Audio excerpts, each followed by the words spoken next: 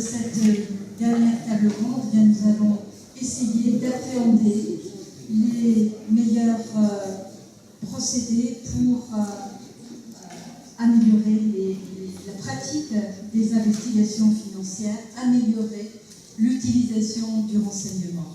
Peut-être, Marc, peux-tu commencer par un état des lieux? Oui, donc en fait, n'étant ni magistrat ni juriste, par rapport aux questions posées dans le cadre de cette troisième table ronde, je me suis permis de faire un état des lieux, et notamment, mon point de départ de réflexion fait suite à une conférence à laquelle j'ai assisté à la faculté de droit et de criminologie de l'Université catholique de Louvain avec les professeurs Michael Fernandez-Berthier et Christian de Wagener, qui est procureur général de Liège. Pourquoi ce thème? Donc, la lutte contre la criminalité économique et financière, état des lieux et défini demain, tout simplement, et vous savez, parce qu'il est très actuel. Donc après, c'est régulièrement à propos d'affaires qui sont liées à la criminalité économique, financière et fiscale. La guerre contre les délinquants en col blanc initiée aux États-Unis s'est considérablement accélérée après la crise financière de 2008, et notamment tout particulièrement au regard de récentes investigations à l'encontre d'institutions bancaires et financières internationales avec leur responsabilité pénale engagée.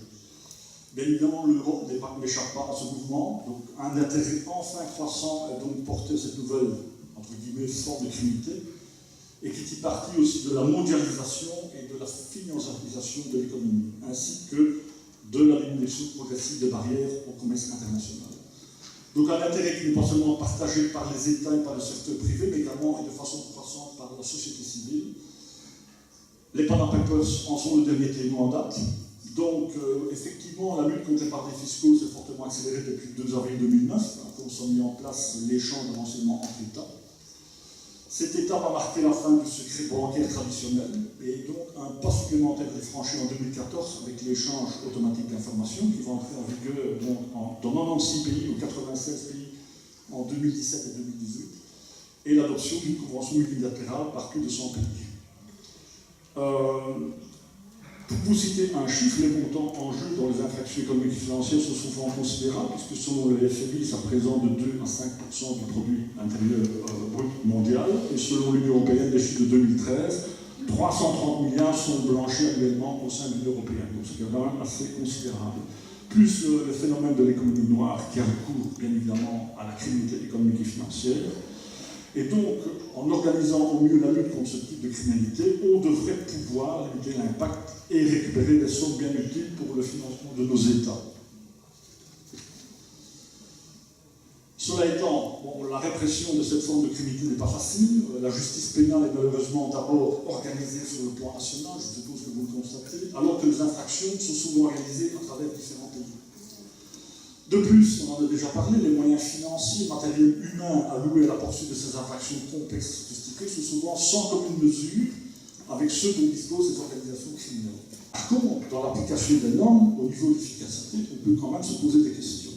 De par justement le manque criant de moyens humains, matériels, de formation et de coordination, les investigations sont très longues, le dépassement du délai raisonnable, la prescription, un manque d'exécution, je l'ai déjà dit, des peines pécuniaires.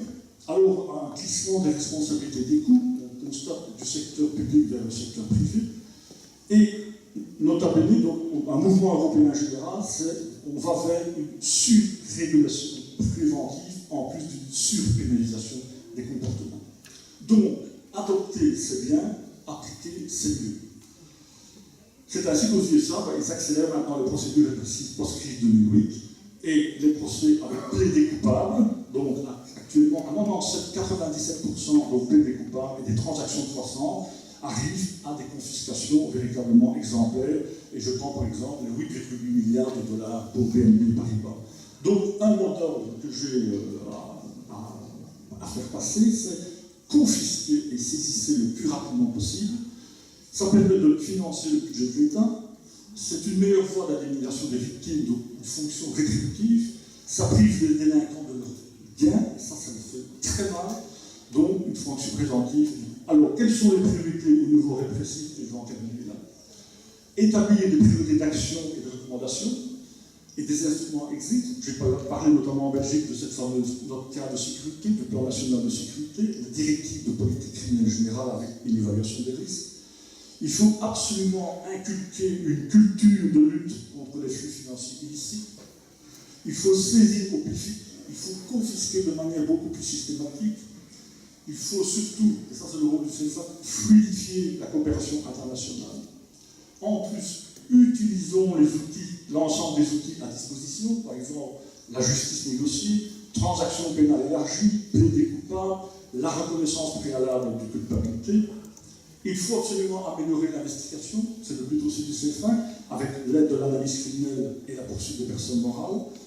Implémenter des statistiques adéquates et complètes, et enfin accroître les ressources du système judiciaire et des services de police, et surtout développer l'expertise par la spécialisation et la formation.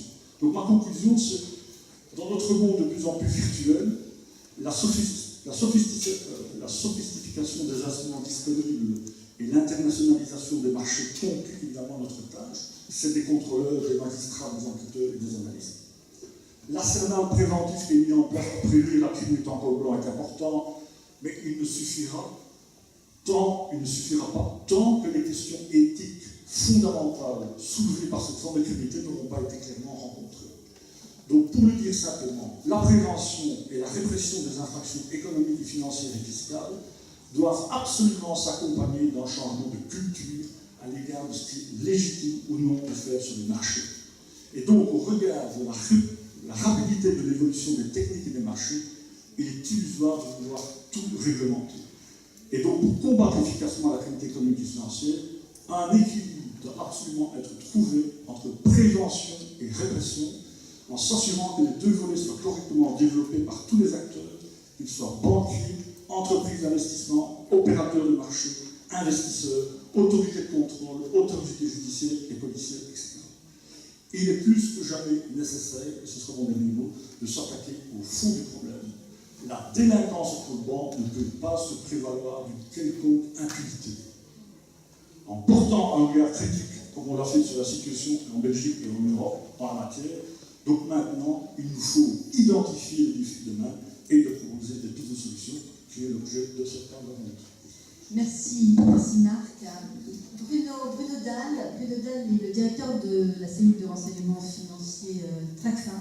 Je voudrais que vous réagissiez par rapport à cet état des lieux, à cette avant que nous continuions sur les préconisations.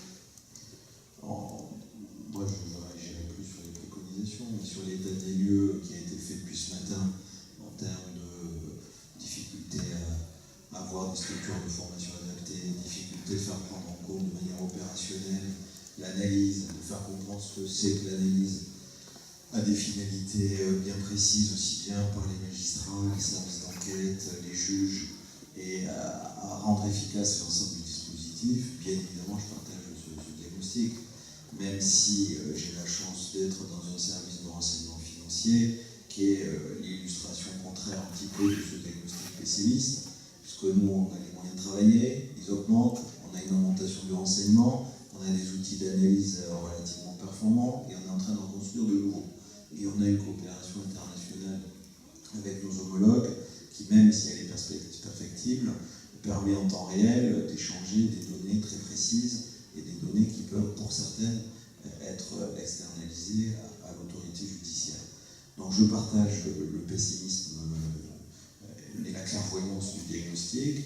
Je partage aussi le volontarisme, notamment au plan européen, pour améliorer les choses en les organisant.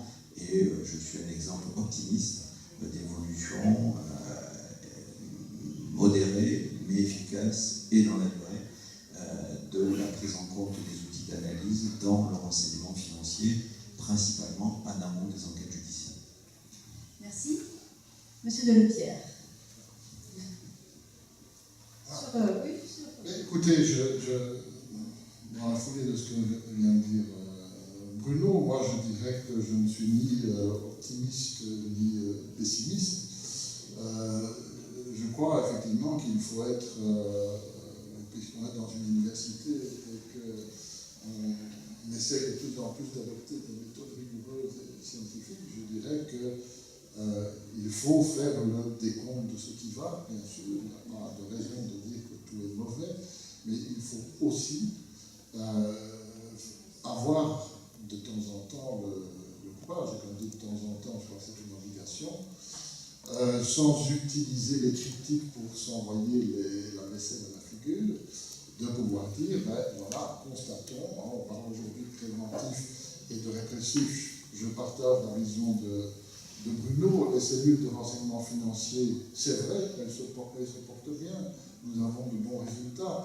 Le problème, c'est que par les cellules de renseignement financier, mais après 20 ans ou 25 ans, et ça m'étonne que les banques ne l'aient pas fait avant, mais enfin bon, elles se sont adaptées aussi, sans trop d'angélisme. Mais ce qu'il faut dire à ce moment-là, c'est est-ce que l'ensemble du système, le système préventif qui doit mener effectivement à la confiscation ou à la saisie des avoirs criminels, est-ce que ça porte ses fruits? C'est très bien d'avoir des cellules de renseignement financier qui fonctionnent bien, qui ont des moyens, qui transmettent beaucoup d'informations aux autorités judiciaires et à d'autres services. Mais si on ne prend que les autorités judiciaires, parce que dans notre système de droit, ce sont les seuls qui peuvent arriver à des confiscations, et qu'on regarde la confiscation après 20 ans, on a fait en Belgique, pour nos 20 ans d'existence, 22 milliards d'euros détectés en 20 ans, transmis aux autorités judiciaires du pays. Après 20 ans, je l'ai dit hier, sur papier, c'est-à-dire jugement, arrêt de condamnation, 5%. Et quand je dis sur papier, ça veut dire qu'après, on n'a même pas de vision sur ce que des 5%, on a pu récupérer effectivement. Alors à partir de ce constat-là, je pense qu'il faut, à un moment donné, se dire, bon, il est temps de voir, il y a des problèmes, il faut les identifier, et il faut prendre des solutions. Alors je terminerai en disant, bon, moi ça me fait toujours sourire les chiffres, vous voyez que je reste optimiste. J'entends que l'Union européenne dit, attention, il y a 330 milliards qui sont blanchis par année au crédit des États. Vous pouvez comme ça regarder des tas de statistiques. Quand on parle de la fraude fiscale, on parle de 1000 à 2000 milliards de fraude fiscale par an au préjudice de l'Union et des États membres. Je suppose que les 330 milliards de blanchiment sont liés à ces 1000 et à ces 2000 milliards. Par contre, je lis dans le dernier rapport d'Europol, vous m'excuserez d'être un peu critique, mais je crois que le temps est venu aujourd'hui de se poser des questions sur base de ces constatations. Je regarde dans le dernier rapport d'Europol, 2014, bien que le blanchiment d'argent ne fasse pas partie des domaines prioritaires de criminalité d'Eurojust pour la période 2014-2017, il représente encore 220 des enquêtes enregistrées à Eurojust, ce qui représente une nette augmentation par rapport aux chiffres enregistrés en 2013, qui ne sont que de 193, et confirme l'évolution croissante du travail opérationnel. Oui, c'est vrai, ça c'est une vision optimiste. Je suis content quand je dis ça, mais je trouve que c'est un optimisme un peu, excusez-moi l'expression, un peu béat, surtout qu'en même temps, on constate l'augmentation du phénomène, puisque les enquêtes augmentent, mais malgré les chiffres qui proviennent de la même Union européenne, qui sont quand même alarmants, on commence par dire que ça ne fait pas partie des domaines prioritaires. Alors comment voulez-vous qu'au sein des États membres, ça fasse partie du problème prioritaire, cette chaîne préventive qui fonctionne bien, mais qui dérange un peu parce qu'elle ajoute quand même pas mal de problèmes, et le résultat, la finalité, qui n'est pas atteinte. Voilà ma réaction. Thomas Casuto, alors votre point de vue est intéressant. Vous êtes magistrat et vous avez passé plusieurs années au sein de la Commission européenne. Et donc, vous avez participé à l'élaboration des tout derniers instruments, que ce soit en matière de confiscation, de gel et de confiscation des avoirs, ou cette fameuse décision d'enquête européenne. Quel est votre point de vue? Merci. Alors, d'abord, merci pour l'invitation parce que j'apprends beaucoup de choses. C'est une grande satisfaction. Ensuite, pour répondre à votre question, ça illustre un principe fondamental, c'est que là où il y a la volonté, il y a le chemin. Et que cette volonté elle doit s'exprimer à tous les niveaux. J'y reviendrai sur l'aspect non pas européen parce que ces instruments effectivement sont nécessaires. Il a fallu la volonté de les adopter, il faut maintenant la volonté de les mettre en œuvre. Deux remarques préliminaires. Première chose sur la formation. Je pense que j'ai assisté à un débat techno-universitaire très intéressant. Ce qui est important, c'est que les enquêteurs ou les magistrats, tous les intervenants, aient une formation aussi large que possible dans les domaines qui relèvent de l'économie en général et donc puissent avoir accès à une formation type Master 2, droit des affaires. Pourquoi? Parce que ce sont les clés de l'économie réelle, mais aussi les clés qui permettent de monter des structures de blanchiment. Par ailleurs, une deuxième approche qui est complémentaire, c'est le type du CEFAC. On va travailler sur l'investigation criminelle pour que, effectivement, on puisse atteindre un résultat donné. Mais ces deux approches sont complémentaires. Il faut donc pouvoir faire cet effort, qui soit consenti par l'État, mais aussi par l'individu, de se former sur ces matières. La deuxième remarque que je voulais faire par rapport à ce qui a été dit tout à l'heure sur l'analyse. L'analyse, elle est importante pour l'enquêteur, mais pas simplement. Elle est importante pour celui qui va prendre la décision, quel qu'il soit. C'est l'enquêteur, évidemment, le directeur d'enquête, c'est le procureur, c'est le parquet qui va engager les poursuites. Il a besoin d'une information qui soit à la fois claire et fiable. On ne peut pas passer un mois à lire 45 tonnes de papier pour prendre une décision. J'engage les poursuites ou pas, je poursuis un tel ou pas, je souhaite saisir tel ou tel bien. Il faut avoir une information qui soit synthétique et lisible. L'analyse criminelle offre cette possibilité. Mais il faut également, pour le juge qui passe derrière, avoir accès à cette information. Elle doit être fiable, elle doit être lisible. Si l'analyse criminelle n'est pas dématérialisée, n'est pas rendue accessible et intelligible pour celui qui va prendre les décisions, c'est très difficile. Et je vous donne un exemple. On est tout à fait prêt à saisir, à confisquer des biens. Encore faut-il avoir connaissance de l'existence de ces biens, leur désignation exacte, puisqu'il faut statuer là-dessus, et il faut pouvoir argumenter sur le lien entre le bien et les profits ou les moyens de la criminalité. C'est le dossier qui va apporter ces éléments. Et qu'on ne peut pas, humainement, traiter 42 volumes, ou 100 volumes, ou 200 volumes, comme c'est possible de le faire, si on n'a pas cette analyse, cette synthèse qui est effectuée. Alors, elle peut être classique ou elle peut être beaucoup plus utile si, dès le départ, on va lister les biens qui sont d'origine criminelle et d'autre part, on va établir des liens qui permettent d'étayer la décision visant à confisquer ces biens parce qu'ils sont, c'est le cas aujourd'hui, détenus par des tiers. Il faut pouvoir avoir cette ressource classique, d'investigation classique sur les relations entre les individus, leur participation à une infraction et leur implication dans un phénomène de blanchiment. Et il faut pouvoir s'appuyer sur des outils. Ce que vous avez décrit, c'est formidable. J'ai envie de dire, c'est le minimum. Il faut pouvoir travailler sur des outils encore plus modernes qui rendent la lecture d'un dossier extrêmement simple, mais fiable. Et puis, il faut pouvoir coopérer. Parce que c'est bien de faire de l'analyse et de l'enseignement criminel au niveau national, d'avoir de très très beaux outils qui permettent de cartographier une organisation. Il faut pouvoir échanger cette information. Il y a des outils qui existent, encore faut-il les mettre en œuvre. L'équipe commune d'enquête, c'est un outil formidable de coopération, c'est l'avenir, un petit peu compliqué à mettre en œuvre avec des contraintes juridiques, mais c'est d'une efficacité redoutable. Il y a des dossiers qu'on ne peut pas sortir en dehors d'une équipe commune d'enquête. Il n'y a pas de raison qu'en matière de délinquance organisée ou financière, on ne le fasse pas.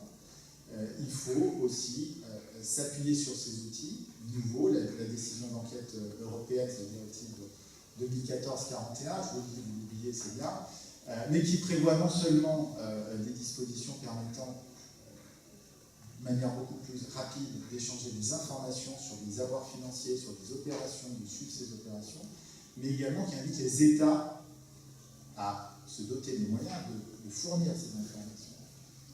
L'une des difficultés, ce sont les disparités. Donc là aussi, il faut susciter le besoin, il faut crier haut et fort qu'il faut que dans tous les États membres, il y ait un dispositif d'identification des comptes bancaires, d'identification des avoirs financiers, d'identification des bénéficiaires économiques, pour que, dans le cadre de la coopération, on puisse avoir certitude, accès à toutes les informations existantes et qui doivent être rendues disponibles.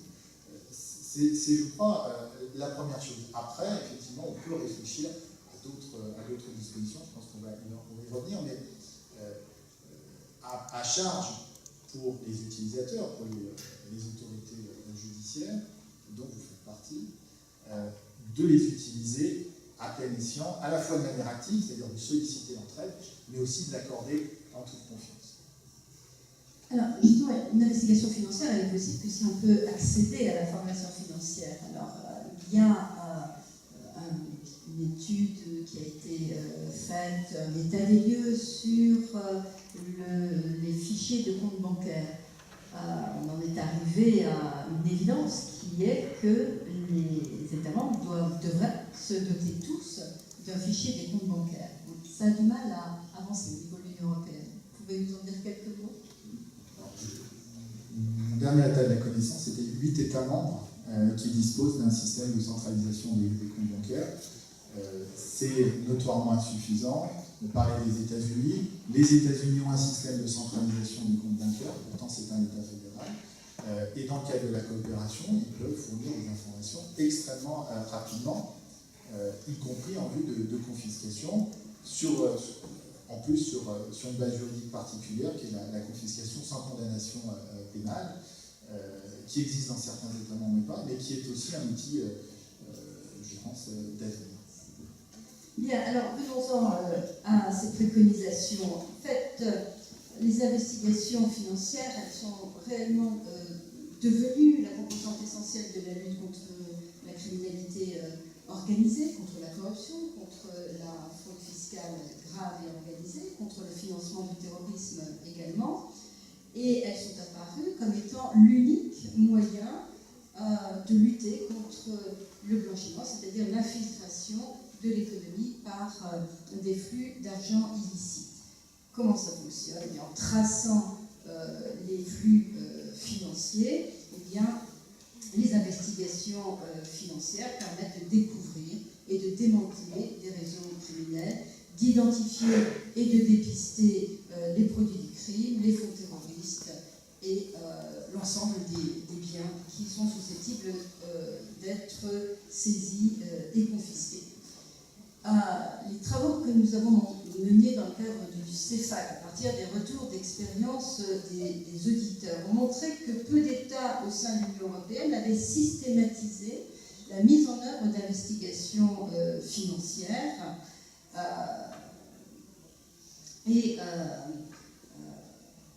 se pose alors la question de savoir comment parvenir à cette systématisation. Nous soumettons au débat contradictoire l'idée de conférer un statut légal à l'investigation financière. C'est à vous. Bruno.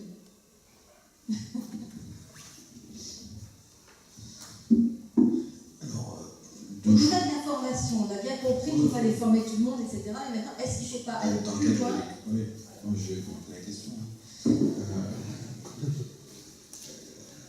Deux choses. Un, telle que la préconisation est rédigée, elle me gêne un peu. Parce qu'elle est rédigée en évoquant la notion de statut juridique et d'enquête parallèle. Alors, enquête concomitante, coordonnée, systématique, oui. Parallèle, c'est-à-dire qui serait déconnectée de l'enquête principale sur les faits principaux et sur l'organisation criminelle. Je suis inquiet parce qu'on a vu depuis ce matin que ce qui était important dans la démarche d'analyse, c'est justement d'être capable de croiser, d'analyser des données financières, mais aussi de faire des hits, de faire des correspondances avec des données non financières et avec les capteurs qui doivent être orientés pour pouvoir aider à la compréhension des éléments financiers. Donc je crois que la préconisation du CEFAC est intéressante sous l'angle de, oui, pour de manière plus systématique, intégrer une enquête financière aux investigations sur des faits de criminalité, et oui, pour dire que cette enquête, ce n'est pas uniquement une enquête patrimoniale.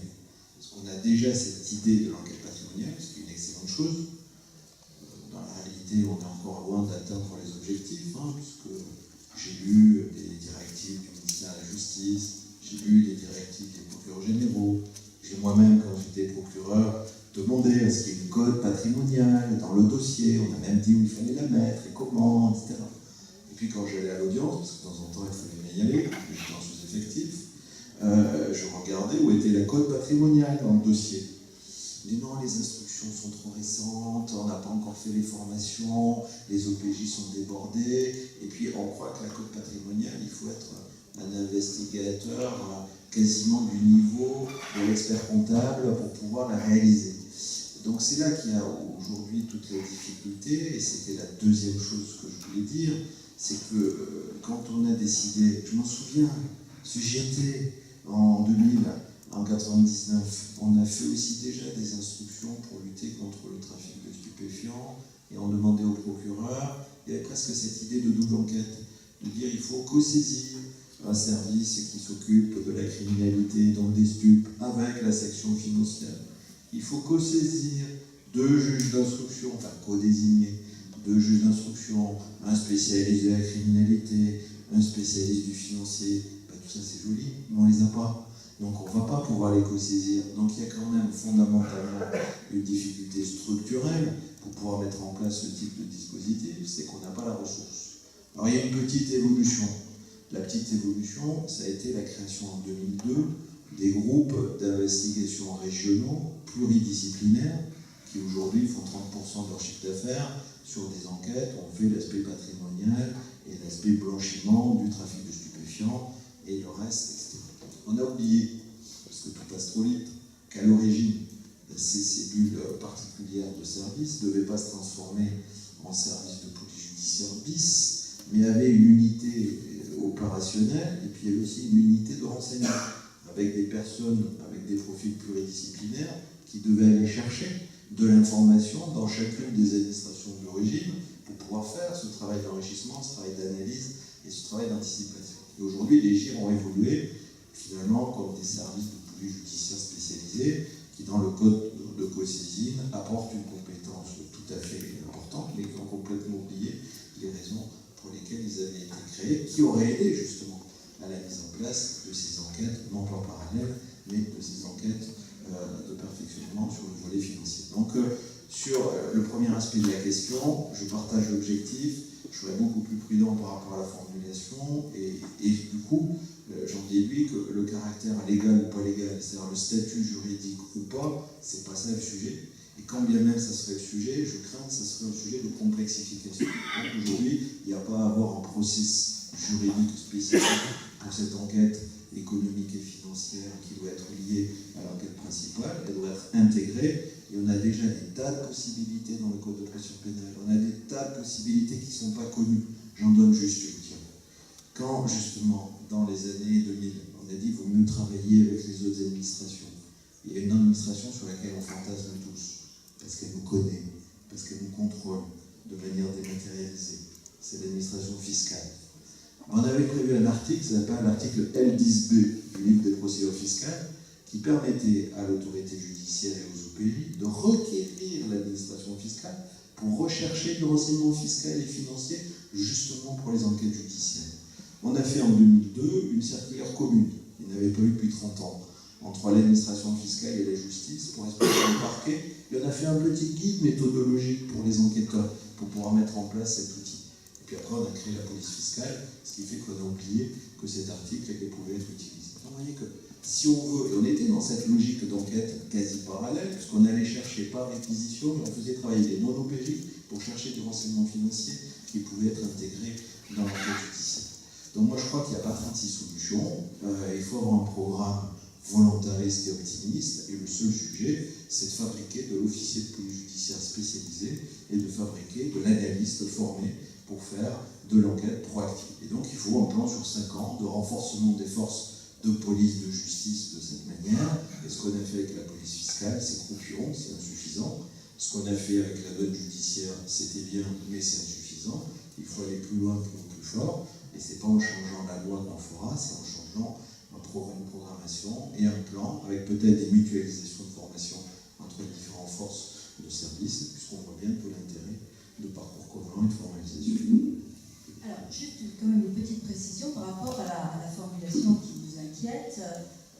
c'est le GAFI, dans ses recommandations, qui utilise le terme d'enquête parallèle et proactive. Mais parallèle, ça ne veut pas dire déconnecté. Parallèle, c'est justement l'inverse, c'est-à-dire conduite en même temps. Donc, soit elles se superposent, soit elles sont je distinctes. voulais faire cette précision-là. C'est là que j'ai bossé la maîtrise. Le problème des parallèles, c'est l'infini. Sans vouloir allonger, très brièvement, je dirais qu'on ne peut pas mieux dire que ce que Bruno dit, parce que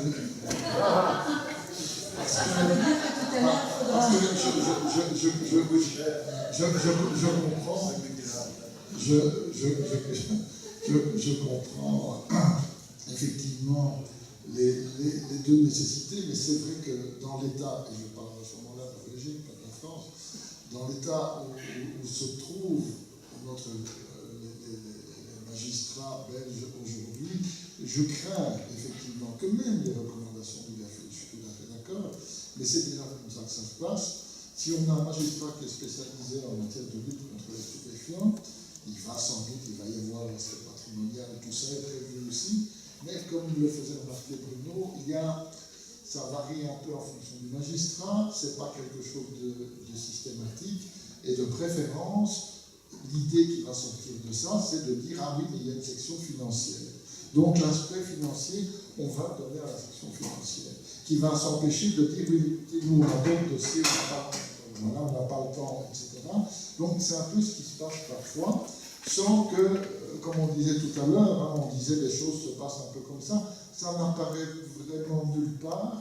Donc ce qui reste dans la pratique, c'est oui, il faut faire une enquête nationale, il n'y a absolument aucun problème, les textes circulaires sont là, rien n'empêche un magistrat de la section STUT de le faire, au contraire, il y est engagé, mais on va effectivement en pratique dire, ah ben oui, voilà. Donc le problème revient à ce qu'on disait tantôt, c'est plutôt de faire en sorte que les recommandations du GAFI, qui ont quand même un caractère évidemment contraignant d'abord que les États membres, même si ce n'est pas une norme obligatoire, se sont engagés à respecter les recommandations, donc ils adhèrent. Et deuxièmement aussi, je pense de nouveau, via l'Union, quand je cite la phrase du rapport d'Eurojust, ça m'inquiète par rapport effectivement à cet incitant en matière de blanchiment, qui est effectivement, je dirais, la reine des investigations financières. Alors si on en est là, et je pense que c'est ça le problème. Mais là, le problème est peut-être plus qu'un statut juridique. Si ça pouvait résoudre, c'est pas une mauvaise idée, je ne suis pas contre, mais je crains qu'aujourd'hui, il faille plus que ça, il faudrait une volonté d'abord affirmée, et puis il faudrait aussi qu'au niveau des structures de coordination au niveau européen, on lance ce message. Pourquoi est-ce que Eurojust et Europol, justement, ne lancent pas ce message, au lieu de lancer un message en disant c'est très bien, ça augmente, mais ce n'est pas notre priorité.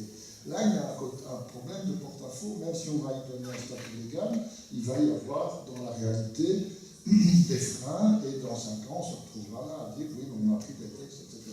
Mais voilà. Bruno a dit quelque chose de très important, comme toujours. Il a parlé de chiffre d'affaires.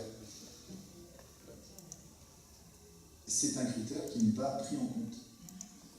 L'activité en matière économique et financière, d'investigation, c'est de réaliser un chiffre d'affaires. De saisir, de démanteler, accessoirement de neutraliser des personnes, c'est important, mais là où on fait mal, c'est en touchant sur les avoirs. Tout à l'heure, on a parlé de 330 milliards d'euros au niveau européen. Moi, je peux vous en donner les chiffres. On est bien au-delà. 5%, c'est le chiffre UNODC, rapporté au PIB de l'Union européenne, c'est pas 330, c'est 700 milliards d'euros. D'accord? On a 700 milliards d'euros, on les regarde et on se croise les bras. Les avoirs criminels en Italie, 1000 milliards d'euros. Le chiffre d'affaires des mafias en Italie, annuellement, 150 milliards d'euros. La première banque d'Italie, les mafias italiennes, 65 milliards d'euros. Les fraudes intracommunautaires, notamment TVA, 100 milliards d'euros. On prend de l'argent public et on le jette par les fenêtres. Et si on veut légitimer une quelconque action, c'est par rapport au chiffre d'affaires qu'on peut réaliser là-dessus. C'est aussi simple que ça. Si vous identifiez des avoirs criminels, quelle que ce soit sous la forme d'une cote orange, bien jolie, avec un bel en-tête, ou que ce soit simplement avec le post-it qui ne se décolle pas et qui permet immédiatement au magistrat compétent d'ordonner la saisie en vue de la confiscation, vous réalisez du chiffre d'affaires. Vous êtes efficace et vous légitimez non seulement votre action, mais également ceux qui derrière vont dire j'ai besoin de plus d'effectifs, regardez, ça marche. Voilà là où ça se situe. Et c'est le devoir de chacun d'insister là-dessus, de se retrousser les manches, d'aller au charbon, de baisser la tête s'il faut, et de faire en sorte qu'il y ait une décision de confiscation, qui ne sera pas forcément portée à la connaissance de l'enquêteur. C'est l'une des difficultés. Quand le tribunal confisque, en tout cas jusqu'à une époque récente et en France, c'était difficile de savoir, de faire le lien entre l'enquête et la confiscation. Donc ça, je pense que c'est quelque chose d'extrêmement important. Il y a des pays où on valorise, ou en tout cas on quantifie financièrement l'enquête et on décide de ce qu'on le fait ou on ne le fait pas. Le problème, c'est que parfois, on passe à côté de choses importantes. Dans d'autres pays, on dit on va essayer de tout traiter, mais en réalité, on ne fait pas grand-chose, parce qu'on n'a pas forcément les moyens, ou on ne quantifie pas le degré de priorité, mais je crois qu'il y a la matière. Pour répondre à la question du cadre juridique, je vais renvoyer une autre question. Il y a un enjeu institutionnel au niveau européen qui est majeur, c'est le parquet européen. Without United Kingdom, I'm afraid. Qu'est-ce que l'on veut faire de ce parquet européen et comment on veut lui permettre de travailler? Il lui faudra des moyens. Et ce n'est pas en mettant dans un bureau à Bruxelles ou dans n'importe quelle classe X personnes qu'il va fonctionner. Il va devoir nécessairement s'appuyer sur des autorités nationales, des parquets nationaux délégués, des enquêteurs nationaux. Donc là, effectivement, il faut concevoir une articulation juridique, ce qui peut amener à définir quelque chose d'un petit peu conceptuel au départ, mais qui va se traduire par l'articulation entre les procédures nationales, la mise en place d'outils innovants et effectivement la coordination, parce que c'est ça qui va être important, de faire en sorte que ces enquêtes soient transfrontalières et qu'elles permettent, sur la base d'investigation dans un pays, de pouvoir saisir et confisquer très rapidement dans un autre pays. Ça ne concernera que la fraude aux intérêts financiers de l'Union européenne dans ce cadre-là. C'est déjà un rendez-vous. Ça peut permettre de faire un bon chiffre d'affaires. Monsieur Delepierre, je vous passe tout de suite la parole pour que vous nous exposiez cette idée de création d'une cellule de renseignement financier européenne ou d'un mode de fonctionnement qui permettrait d'améliorer le traitement du renseignement à l'échelle européenne. Oui, en fait, je pars surtout d'un constat d'un manque, et je vais très rapidement rappeler les choses qui me semblent essentielles pour justifier, non pas une proposition ferme et définitive, mais simplement d'illustrer une question que l'on peut se poser. Donc ça fait 25 ans aujourd'hui, grosso modo, 25 ans, c'est un quart de siècle. À l'échelle de la vie humaine, ça représente quelque chose. À l'échelle du monde, et peut-être de l'Union européenne, ça ne semble pas grand-chose, mais ça témoigne quand même d'une certaine lenteur dans l'évolution qui n'est pas comparable avec la rapidité d'évolution du monde et dans cette rapidité d'évolution, la mondialisation, celle qu'on a beaucoup parlé, disons, des acteurs criminels tout confondus. Et c'est vrai que c'est pour cette raison qu'on a mis en place ce troisième pilier, appelons-le comme ça. Il y avait l'enquête policière, il y avait le poursuite judiciaire, et puis on a mis en place à l'instigation du GAFI dans les années 90 un système de prévention qui porte un nom très évocateur, c'est la prévention de l'utilisation du système financier aux fins de blanchiment de capitaux. Donc ce qu'on veut faire au départ, et c'est venu du monde bancaire, c'est de protéger les institutions financières contre cette infiltration de l'argent sale. Déjà en soi, ça démontre que c'est une réalité. Alors sur cette base-là, on est parti au départ avec une criminalité qui était celle que l'on considérait comme importante à l'époque, qui était prioritaire, c'est la lutte contre le trafic de stupéfiants.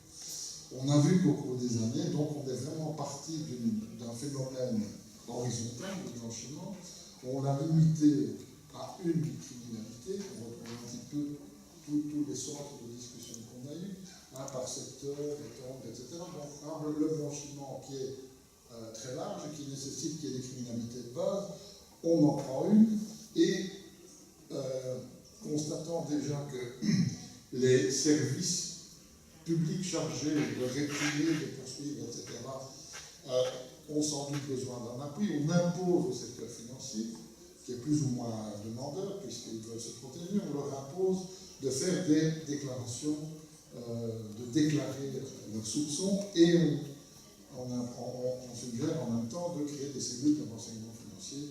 Voilà, on a des exemples aujourd'hui, il y en a dans tous les États de l'Union européenne. Et sur base de ça, il y a toute une série de directives. On est aujourd'hui à la 4e, qui au cours de ces 25 années vont suivre de très près les évolutions du GAFI. Et ça, c'est intéressant à regarder parce que l'évolution du GAFI, elle suit aussi la réalisation de phénomènes plus ou moins, parfois très dramatiques. Le trafic de stupéfiants au début des activités du GAFI. On a vite compris qu'en limitant ça à une forme de criminalité, on allait perdre effectivement beaucoup de choses et que le système n'allait pas être efficace, même en matière de trafic de stupéfiants. Donc on a commencé à étendre le champ d'application. En 2001, les attentats de New York, impulsion bien sûr politique des Américains, le GAFI prend 9 recommandations spéciales, directives européennes, pour mettre tout ça en place. Et on peut suivre avec d'autres événements par la suite. Il y aura la prolifération, il y aura en 2012, après la crise financière, de nouveau sous l'impulsion des États-Unis, via le GAFI, on va criminaliser en matière de blanchiment dans la liste des criminalités à prendre en considération. On est en 2012, donc on est déjà plus de 20 ans après. On va enfin mettre la fraude fiscale. Il y a encore beaucoup de discussions sur la terminologie, mais enfin bon, c'est passé. Et donc on voit le financement du terrorisme, on voit que du trafic de stupéfiants au début, en domaine préventif, on est passé à tout un panel avec cette couverture qui est lutter contre ces phénomènes via le blanchiment, et justement dit Thomas Cassuto, donc d'être efficace en saisissant, en confisquant et en privant les intéressés de leurs avoirs. Alors ce qu'on constate après 25 ans, il y a des cellules dans tous les États européens. On a constaté qu'il y a quand même encore des divergences. Si vous voulez un exemple juridique, allez voir l'arrêt de la Cour européenne dans une affaire qui s'appelle Jyske Bank. On voit vraiment où la Cour relève qu'il y a des problèmes majeurs encore, bien qu'il y ait des cellules dans tous les pays, bien que c'est basé sur des recommandations communes, mais qu'il y a encore des entraves à... je ne vais pas rentrer dans les détails, donc il y a des entraves, on les connaît.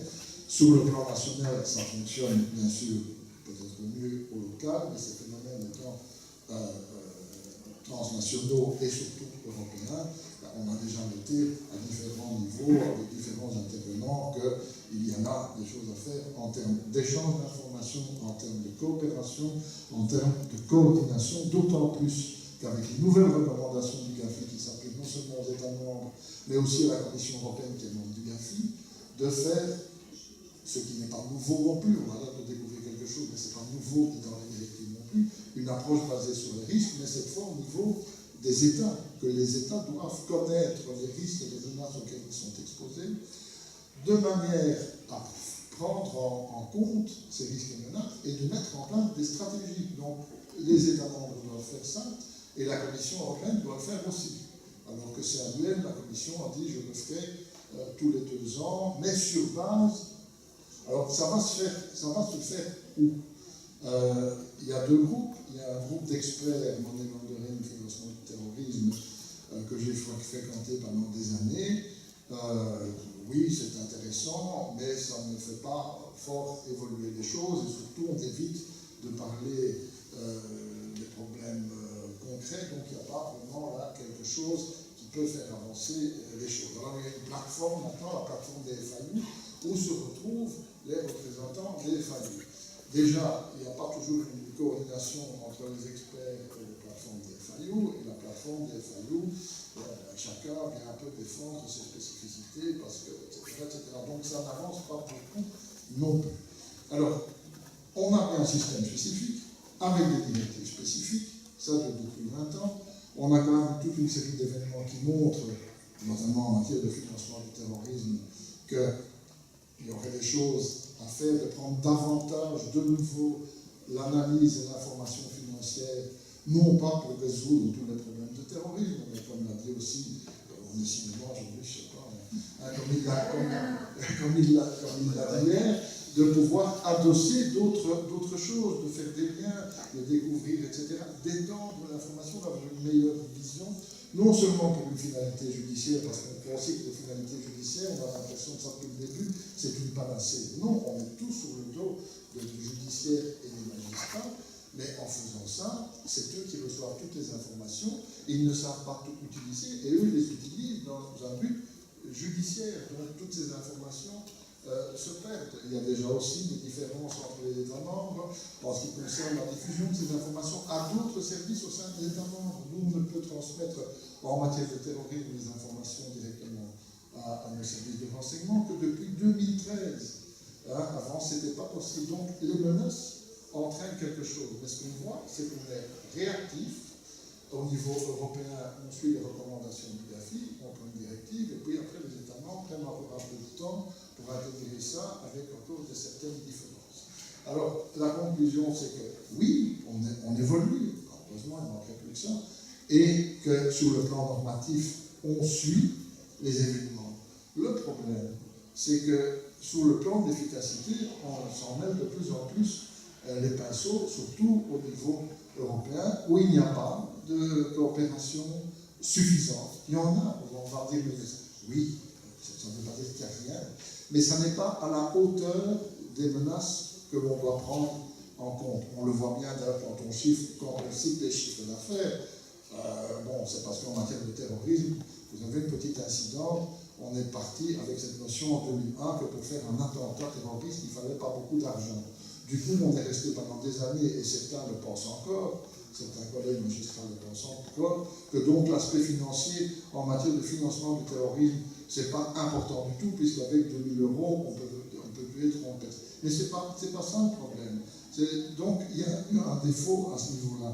Et je constate que si dans les États membres, avec toutes les difficultés qu'il y a, mais aussi avec tout ce que les CRF ont apporté, parce qu'en 20 ans, toutes ces CRF, elles sont riches aujourd'hui d'informations qui sont d'une importance incalculable, parfois, qui peuvent encore servir aujourd'hui, alors qu'on ne sait même pas qu'elles existent, qui ont quitté uniquement leur finalité judiciaire pour être soit des services de renseignement, soit faire des renseignements avec des sections d'analyse stratégique. Chez nous, on les a formés auprès des analystes stratégiques de la police, ils sont pas nombreux, etc. Mais qu'il y a cette évolution, on va donc bien au-delà, et qu'on est tout à fait dans ce qu'il faut faire, l'approche basée sur les risques, pour que tout le monde puisse être informé, y compris le secteur privé qui coopère, parce qu'on oublie ça aussi.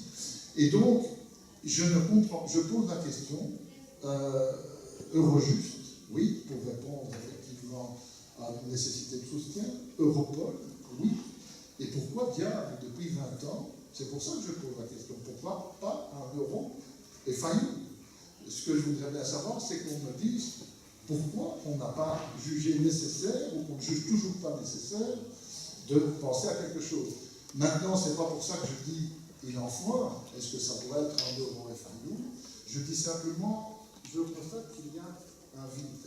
Que ce vide est fondamental, qu'il est stratégiquement important, et que si on ne le comble pas aujourd'hui à toute vitesse, et donc si on ne prend pas un point de départ en y réfléchissant, en disant il faut faire quelque chose à ce niveau-là, ne fût-ce que pour la transmission d'informations, quant à des attentats terroristes, les États membres, ils vont chercher des informations financières où, est-ce qu'ils savent que ça existe? Bon, on voit dans nos propres pays que les services ne savent pas toujours ce qu'on a. On a des informations provenant de nos homologues étrangers que nous sommes seuls à avoir ou que d'autres ont aussi. Donc on se trouve avec des informations, Marc le disait tantôt, qui sont éparpillées sans que les partenaires sachent qu'il y a d'autres informations et qui peut-être vont les chercher ou se posent peut-être des questions alors que la clé se trouve au bout d'un coup de fil ou au bout d'une information. C'est ça qu'il faut faire. Donc je crois qu'il y a un vide au niveau européen. L'argent cash. Il y a des contrôles aux frontières depuis 2007. Ça peut être intéressant en matière de financement du terrorisme. Il y a une base centrale, paraît-il, qui devrait être alimentée par les douanes européennes. Est-ce qu'elles le sont aujourd'hui? Est-ce qu'elles ne le sont pas? Pendant longtemps, elles ne l'ont pas été. Mais voilà encore des informations dont on peut disposer immédiatement. C'est une partie des choses. Mais il y a le transfert de compétences, il y a les analyses communes.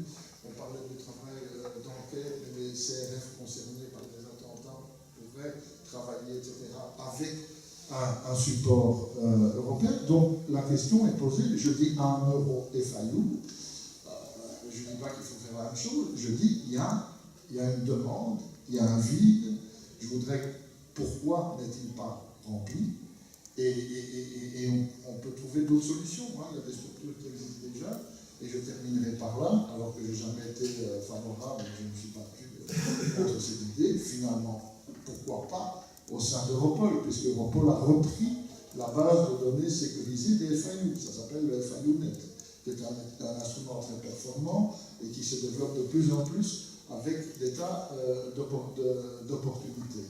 Alors voilà, bon, je pense que le débat, une autre institution qu'Europol, c'est perdu d'avance, donc il n'y en aura probablement pas un troisième, mais pourquoi pas au sein d'Europol, à condition qu'on ne rentre pas de nouveau dans des discussions stériles, modèle policier, modèle administratif, modèle mixte, etc., parce que tout ça, ce sont des discussions ce sont des perturbations, que le FIU soit policier, administratif, etc., si la législation européenne est clairement appliquée, je pense que ça serait même un plus, parce qu'on retrouve là-dedans, à ce moment-là, un partage d'une même fonction au travers de gens qui ont une approche, une vision et un contexte différent. Donc il ne faut pas imposer aux États membres, vous allez me faire un FIU. Non, ça marche comme ça. Et dans cet esprit-là, pourquoi pas avoir au sein d'Europol une plateforme FIU. La plateforme FIU, elle existe, on pourrait la mettre au sein de... Donc c'est une discussion, mais je pense que c'est un problème, c'est quelque chose auquel il faut penser maintenant, qu'il faut avoir des réponses. Merci beaucoup. Je ne sais pas si j'ai les réponses, et je ne sais pas si j'ai le temps de les avoir, mais on voit bien la difficulté d'exercice. Je ne dirais pas qu'il y a un vide, mais je partage le diagnostic qui est qu'il faut améliorer la coopération et qu'il existe aujourd'hui des entraves à la coopération, y compris entre les cellules de renseignement financier. Quand hier, Jean-Claude m'a dit qu'il allait soutenir la thèse, même si à la fin il a un peu fait évoluer, de la création d'une cellule de renseignement financier européenne, je me suis dit, hier soir avant de m'endormir, je me suis dit, mais quand même, est-ce qu'on n'est pas encore tombé dans un travers habituel qui consiste à dire, je constate qu'il y a des problèmes, et pour régler les problèmes, je crée une nouvelle structure, et pendant que je parle de la création de la nouvelle structure, j'oublie de régler les problèmes qui existent vraiment, Et quand la nouvelle structure va exister, je ne suis pas sûr que j'aurai vraiment réglé les problèmes. Et à ce moment-là, je me suis endormi. Je me suis endormi et j'ai fait un rêve. I have a dream. Et j'ai fait un rêve que cette cellule de renseignement financier européenne existait. Et dans mon rêve, son siège était à Bruxelles. Ce qui est normal. Et comme elle voulait montrer qu'elle était européenne, cette cellule de renseignement financier, elle avait un conseil d'administration des 28 représentants des cellules de renseignement financier qui définissaient sa stratégie, qui se réunissaient à Strasbourg, dans mon rêve, tous les vendredis, en fin de mois, une fois par mois. Et dans mon rêve, elle avait même un nom. Elle s'appelait FIFA Euro 2016. Financial Investigation Force Agency. Euro 2016. Je ne me suis pas encore réveillé à ce moment-là, pourtant j'aurais pu. Parce qu'on sentait que là, déjà, il y avait des turbulences dans mon rêve de cette cellule de renseignement financier européenne. Et puis, il y avait un ordre du jour pour le conseil d'administration. Synthétique, comme toujours avec les organisations européennes, en 15 points, à traiter en 1h30 pour ne pas rater les TGV de l'après-midi.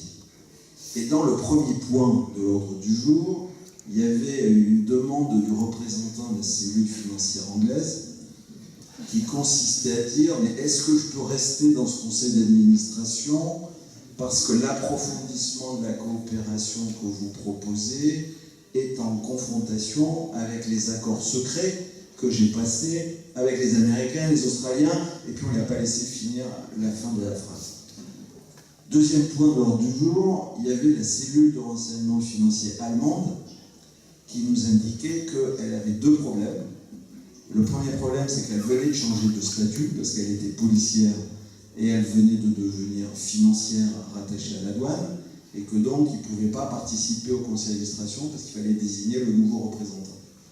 Puis il y a une deuxième difficulté, c'est que le principe de subsidiarité qui faisait fonctionner la cellule de renseignement financier européenne par rapport aux cellules de renseignement financier nationales lui posait un problème constitutionnel. Vous savez qu'à jamais, il y a toujours des problèmes constitutionnels. Et puis, il y avait un troisième sujet à l'ordre du jour qui était le financement de la cellule de renseignement financier. Et là, il y avait les Grecs et les Français qui ont demandé des délais de paiement pour leur contribution à la cellule de renseignement financier européenne.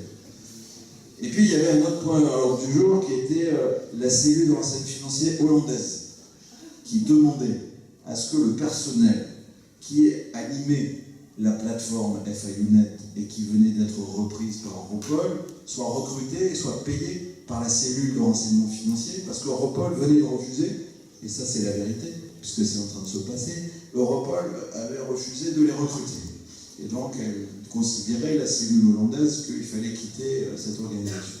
Puis enfin, il y avait les points opérationnels, parce que dans toute réunion européenne, il y a toujours des points opérationnels, et ça apparaît en général au 10e point de l'ordre du jour. Et là, dans les points opérationnels, il y avait un premier point compliqué qui était la langue de travail pour la rédaction des déclarations de soupçons pour alimenter la cellule de renseignement financier européen. Et donc là, évidemment, on ne peut pas recruter des traducteurs, déjà ils sont épuisés, mais en plus, on n'avait pas assez de traducteurs et donc il fallait travailler en anglais. Et alors là, on a le français qui a dit, mais comment je vais expliquer aux banques françaises, à la Banque populaire en Corse, qui déjà a du mal à utiliser le français dans ses déclarations de soupçons, heureusement ils n'en font pas beaucoup, de nous faire des déclarations de soupçons en anglais pour alimenter la cellule de renseignement financier européenne. Et puis enfin, on avait aussi un avis à donner sur la protection des données, parce que la Commission nationale des libertés de l'Union européenne avait pris position sur le système informatique de la cellule de renseignement financier européenne en disant qu'on ne peut pas croiser des données qui viennent de différents pays et contrebalancer les règles de protection naturelle. Et puis enfin, il y avait l'idée d'avoir une autre dimension encore plus opérationnelle. Vous voyez qu'on était vraiment dans l'opérationnel, et puis ça faisait quand même un moment qu'on travaillait sur comment mieux travailler ensemble, sur des méthodes d'analyse et sur les critères qui pouvaient définir les conditions de l'alimentation de la cellule de renseignement financier. Et alors là, on s'était mis d'accord, après déjà 6 mois de discussion, qu'on ne pouvait pas prendre toutes les déclarations de soupçons de l'ensemble des pays de l'Union européenne, mais qu'il fallait uniquement les déclarations de soupçon qui concernent au moins 2 ou 3 pays de l'Union européenne. Et là, il y avait une sous-question, si la déclaration de soupçon concerne un pays tiers. Et donc là, on était en train de réfléchir à un comité de validation de l'intégration des déclarations de soupçon dans le système informatique européen. Et là, je me suis réveillé, j'avais chaud, j'étais nu dans mon lit, et là, je me suis dit, Jean-Claude, quelle drôle d'idée de vouloir faire tout de suite une cellule de renseignement financier européen. Alors, derrière la plaisanterie, vous voyez bien que si on se projette un peu, le chemin est long et compliqué. Or, les problèmes, ils sont là, ici et maintenant. Et donc, même si cette perspective et cette réflexion est légitime, je crois que si on veut véritablement avancer dans la coopération opérationnelle entre les cellules de renseignement financier, il y a déjà des petits pas à franchir sur les entraves qui ont déjà été repérées et qu'il faut faire lever, mais pas dans 10 ans, qu'il faut faire lever en 2016 et en 2017. Il y a principalement 3 obstacles aujourd'hui à l'échange d'informations opérationnelles entre les cellules de renseignement financier. Premier obstacle, c'est que dans l'Union européenne, il existe encore des cellules de renseignement financier qui ne traitent pas les demandes entrantes des autres cellules de renseignement financier avec la possibilité d'utiliser l'ensemble des pouvoirs nationaux de la cellule de renseignement financier. Autrement dit, la cellule va répondre qu'elle ne peut pas, qu'elle n'a aucune information dans ses bases de données, mais elle ne va pas utiliser ses moyens et ses pouvoirs pour approfondir et rechercher les éléments d'analyse et d'investigation. Et ça, c'est contraire à la recommandation 29.3 du GAFI, et notamment de la note interprétative qui a été formulée et précisée à la dernière session du GAFI en octobre 2015. Et donc il faut travailler là-dessus, et il faut qu'une déclaration, une demande entrante d'une cellule de renseignement financier ait la même valeur juridique qu'une déclaration de soupçon et mobilise l'ensemble des ressources de la cellule de renseignement financier. La deuxième difficulté, elle est liée aux restrictions sur le partage de l'information. Aujourd'hui, on va avoir des réponses de certaines cellules de renseignement financier, mais avec une restriction d'usage. Disant, vous pouvez utiliser que s'il y a déjà une enquête judiciaire en cours. Mais Coco, je suis cellule de renseignement financier, je suis en amont de l'enquête judiciaire. Il n'y a pas encore de cellule d'enquête judiciaire en cours, donc je veux pouvoir utiliser cette information au stade du renseignement. Et puis vous avez d'autres cellules de renseignement financier qui vont dire, vous transmettez l'information, mais vous ne pourrez pas l'utiliser s'il y a une enquête judiciaire en cours, parce qu'on ne peut pas contourner les règles d'entraide pénale par l'utilisation des règles des cellules de renseignement financier. Les terroristes à Molenbeek, ils rigolent, ou ailleurs, s'ils savaient qu'on ne peut pas coopérer pour des raisons de ce type. Donc ces 2 restrictions, il faut absolument qu'elles soient supprimées. Et puis vous avez le même raisonnement sur l'utilisation à des fins fiscales ou à des fins pas fiscales, sur du blanchiment de fraude fiscale ou pas du blanchiment de fraude fiscale, sur la fraude sociale. La seule restriction qu'il faut maintenir, c'est la restriction par rapport aux conditions d'obtention du renseignement, parce que ce renseignement aura été obtenu par les techniques de renseignement spécial, par des services de renseignement spéciaux dont il faut protéger les modes opératoires. Et là, après, on pourra discuter entre cellules de renseignement financier en s'inspirant de la classification qui existe à Europol, H1, qui permet de maîtriser les modalités de diffusion de l'information. Et la troisième entrave aujourd'hui à l'échange, c'est pas ces problèmes juridiques, c'est pas ces problèmes d'organisation, c'est tout simplement le problème de l'accès à l'information. On l'a évoqué tout à l'heure. Quand sur 28 pays, il n'y en a que 8, et encore pas vraiment, qui ont des fichiers centralisateurs des comptes bancaires, qui pour certains d'ailleurs ne contiennent pas toutes les informations pertinentes, ben vous pouvez toujours interroger, vous pouvez toujours demander à ce qu'on utilise les moyens juridiques internes du pays. S'il n'y a pas la possibilité de savoir que M. X a eu ou a des comptes et de pouvoir ensuite identifier l'établissement financier où on pourra exercer un droit de communication pour analyser les données, ben on peut faire toutes les avancées que l'on veut. La vraie avancée, c'est l'organisation et l'harmonisation des capacités à l'accès à l'information de l'ensemble des cellules de renseignement financier. Alors comme Jean-Claude, dans mon rêve, était le secrétaire général de la cellule européenne de renseignement financier, parce qu'on n'avait bien évidemment pas réussi à se mettre d'accord sur la désignation d'un président ou d'un directeur général, la présidente était tournante à chaque conseil d'administration, et que dans mon rêve, je présidais la séance du conseil d'administration de Strasbourg d'aujourd'hui. C'est pour ça que j'étais en nage, parce que je voyais bien qu'on n'arriverait pas à tenir les objectifs. Je me dis, il faut quand même proposer quelque chose pour combler ce vide. Donc la première proposition, c'est de mettre en œuvre le plan complémentaire de l'Union européenne qui a été proposé par la Commission après qu'elle ait été fermement aiguillonnée par la France et l'Allemagne, le plan du 2 février 2016, qui prévoit justement de supprimer toutes les entraves que je viens d'évoquer. Mais comme on est ici dans une démarche proactive, et qu'on soit pensionné ou pas pensionné, on a une liberté de parole et d'action, il faut aller plus loin, et il faut aller plus loin peut-être avec 2 ou 3 autres propositions que je livre. La première, pourquoi ne pas échanger des experts et des analystes entre nos cellules de renseignement financier? Moi, je suis prêt à faire apprendre le belge à un de mes agents qui suit les formations pour pouvoir aller travailler à la cellule de renseignement financier belge une fois. Je suis prêt, on l'a fait avec d'autres, avec certains pays, mais on peut l'organiser, l'institutionnaliser, mutualiser la ressource humaine et mutualiser les compétences. On peut organiser de manière multilatérale avec ceux qui le veulent bien, donc nous tous, sauf les Anglais, la possibilité d'échanger sur les méthodes de travail, sur des outils de data mining, justement pour perfectionner nos analyses, nos techniques d'analyse, etc. Et ça ne se fait pas aujourd'hui. Parce que comme le disait Jean-Claude, on a des grandes messes techniques des groupes Egmont et de la famille Plateforme qui sont sur une autre planète.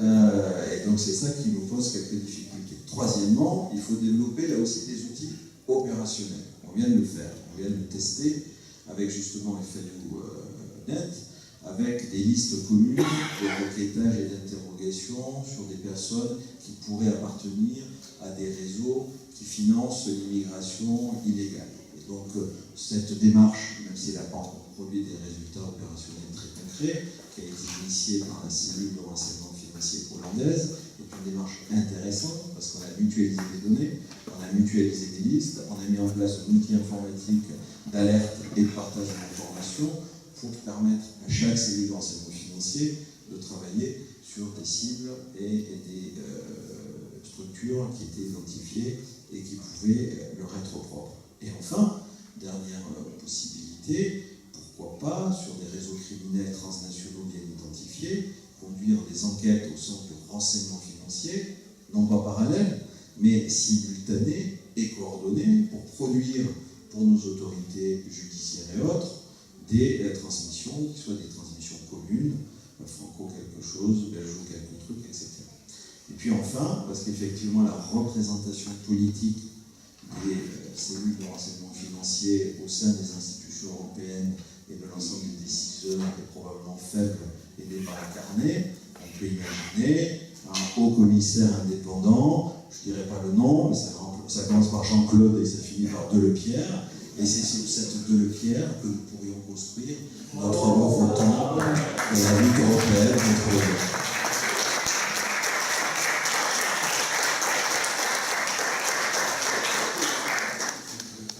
Je vais réfléchir, je n'avais pas ces ambitions, mais...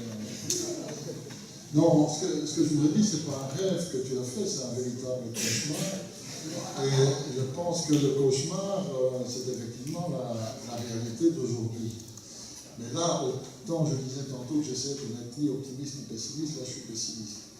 Parce que c'est vrai que ça se passe comme ça aujourd'hui, et c'est vrai que le risque, c'est que ça se passerait comme ça ailleurs. Sauf si on mettait comme condition, et que tous ces éléments-là viennent dans la réflexion en disant c'est pas la peine de refaire quelque chose avec les carences d'aujourd'hui. Et là, il a tout à fait raison. Mais si on n'arrive pas à faire ça, je comprends toutes les propositions. On a déjà essayé de mettre ça en place à la CETIP, j'y étais pendant 20 ans. Et chaque fois, on fait certaines choses en bilatéral, mais ça a des limites. Quand on doit le faire en 3, là, c'est presque pas la peine de commencer. Et donc, c'est refaire. On a déjà essayé beaucoup de choses. Je ne dis pas qu'on n'a pas tout essayé. Alors, il n'y a peut-être qu'une solution, et je vais être là aussi, peut-être que c'est le début d'un cauchemar, c'est qu'il n'y aura pas que les Britanniques à sortir de l'Europe. Parce que si l'Europe est incapable de répondre aux phénomènes qu'on vient de voir, ce sont des institutions. Alors, c'est pas créer un nouveau machin. C'est le nouveau machin, il est déjà créé. C'est les directives et les réglementations qui sont mises en place par les États membres, qui sont évaluées pas par l'Union européenne, par le GAFI. Et le stade d'évaluation aujourd'hui par le GAFI des États européens va impacter sur l'efficacité ou non de l'Union européenne. Il ne faut pas oublier effectivement qu'on n'est pas uniquement entre Européens à se poser des petites questions. J'ai rappelé dans mon texte que les États-Unis ont toujours été à la pointe depuis le départ des recommandations avec le trafic de stupéfiants et qu'ils cherchent d'abord à régler leurs problèmes, ce qui est tout à fait légitime, c'est pas une critique, c'est une constatation, et que le GAFI, pour eux, est un instrument géostratégique. Alors, je ne sais pas, j'ai l'impression, la Commission européenne suit les débats, tous les États membres sont là aussi, et donc on voit là l'image du cauchemar, parce que tous les États membres sont au GAFI, et la Commission européenne est là aussi. Et donc, on a cette histoire qu'on se présente comme étant des pays qui font la même chose, qui appliquent la même chose, et là, chaque pays, en fonction des discussions, là, on ne va pas donner des exemples, a une position différente, et la Commission européenne, elle est là, elle attend, de temps en temps, elle intervient pour des sujets d'importance supranationale, mais c'est tout. Mais aujourd'hui, on n'en est plus là.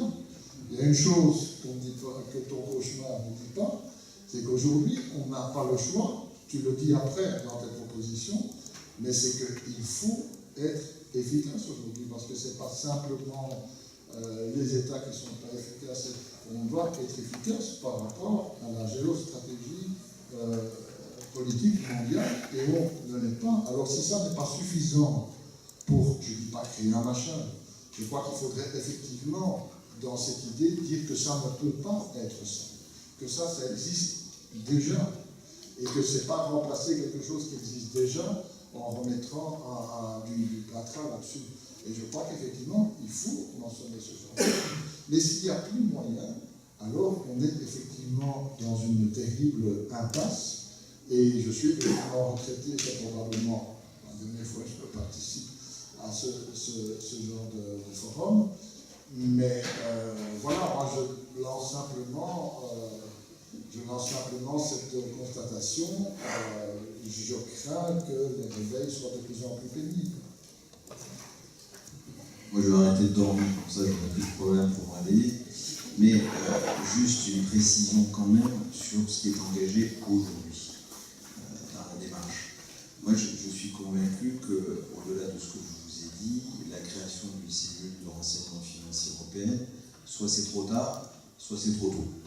C'est trop tard parce qu'à partir du moment où on a accepté que la plateforme FIU et le système FIU soient hébergés par Europol, et même si aujourd'hui cet hébergement pose des problèmes budgétaires, des problèmes de recrutement, des problèmes d'articulation, des problèmes de non-étanchéité des données, cette démarche est engagée. Et elle est engagée d'autant plus qu'il y a un deuxième élément qu'on n'a pas évoqué, c'est la modification du règlement d'Europol qui prend effet au 1er mars de l'année prochaine. Et donc au 1er mars 2017, dans la réforme du règlement Europol, les FAI seront reconnus comme des structures qui peuvent interroger Europol. Et donc de toute façon, la mécanique du rapprochement avec Europol est engagée, et fondamentalement je pense que c'est une bonne chose. C'est une bonne chose parce qu'effectivement Europol a déjà un soutien politique du Parlement et du Conseil et a des moyens. C'est une bonne chose parce que Europol a déjà fait des avancées en termes de bases de données, y compris de bases de données financières.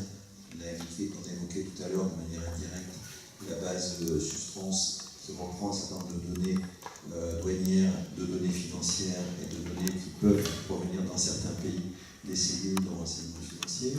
On a à Europol les analystes, on a à Europol la démarche d'équipe commune d'enquête avec le soutien d'Europol pour apporter au service d'enquête ces compétences d'analystes qui manquent. et on a un Europol des démarches pluridisciplinaires. La seule réserve que j'aurais, c'est qu'il ne faut pas perdre l'identité des cellules de renseignement financier en termes de réactivité, en termes de spécialisation, et surtout, il faut que ce système ne pénalise pas les cellules de renseignement financier qui ne sont pas policières.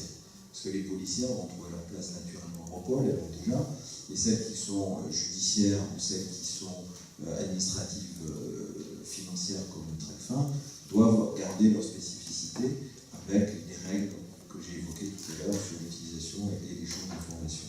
Donc je pense que c'est trop tard parce que tout cela est engagé. Ou alors c'est vraiment trop tôt parce qu'il faudra attendre qu'effectivement on ait des structures type parquet européen, que la coordination avec Eurojust soit définie, que le champ de compétences soit élargi et qu'on soit porté tous ensemble vers un renforcement des moyens, alors même qu'il faudra aussi donner un statut à l'avenir à l'OLAF, parce qu'on n'en a pas parlé, mais il existe aussi dans le paysage et il a vocation à traiter plus ou moins, surtout moins que plus, des questions dans ces domaines de compétences. Donc il y aura forcément un jour à revoir les grands équilibres sur ces institutions et que peut-être là, il y aura une nouvelle place sur ce sujet. Mais il paraît que c'est à la mode d'être en marche, donc tout ça est certainement en marche. Merci infiniment. Je crois que le débat est loin d'être clos et que la réflexion doit se poursuivre. En tout cas, on remercie nos intervenants. Je vous invite à, je crois que nous avons déjà pris du retard,